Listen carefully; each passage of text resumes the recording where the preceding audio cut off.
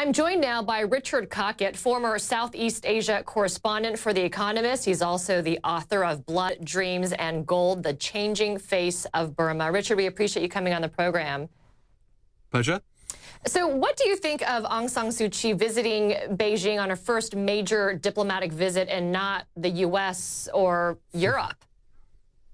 Well, it's very significant, and you're quite right. She's visiting China before going to Washington, and that will displease Washington a little bit, I suppose. But it also shows how significant China remains to Burma.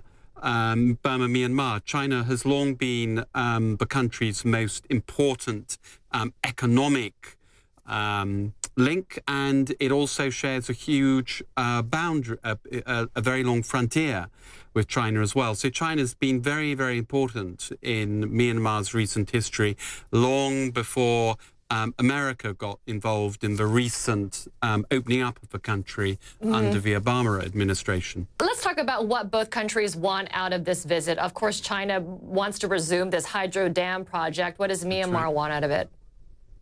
Myanmar wants Chinese cooperation with the peace process. The top priority of Aung San Suu Kyi is to end the country's devastating civil conflicts that have plagued Myanmar really since independence in 1948. And she has this grand plan to have a big conference to bring all the ethnic militia and the warring parties together with the government to bring about a new sort of federal state and a lasting peace. And she needs China's cooperation with that, because along the whole of the eastern border, many of these ethnic militias have strong links with China. Some are ethnic Chinese, the United War Army, for instance. So China has a great influence on many of these groups and could have a great say in whether she gets this lasting peace or not.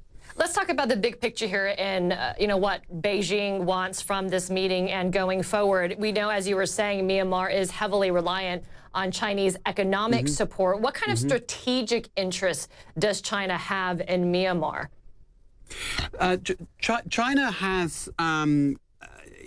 China is interested in Myanmar because of its natural resources. So that's basically hydroelectric power, water, but also jade, oil, gas, etc.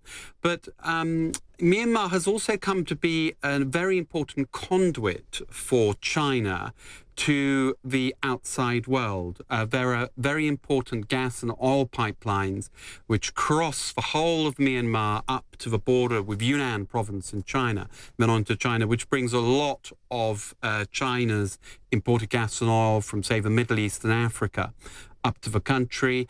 And of course, it also is a strategic bridge to India and to the West. So in that respect, Myanmar is a very important Western neighbor to China and a very important kind of guard on its western flank to the outside world.